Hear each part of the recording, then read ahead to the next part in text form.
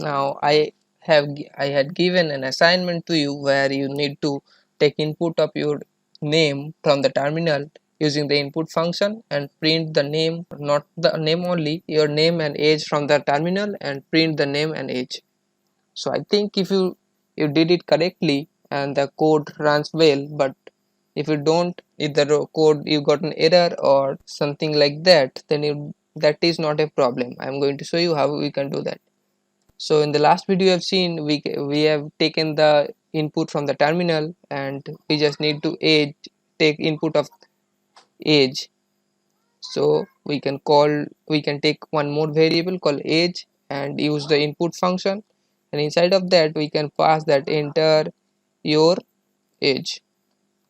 Then in the next line we will print the age. Let's say print, and for formatting the printing we will use the f character. Then your age is inside of the curly braces the variable name, which is age, and that's all.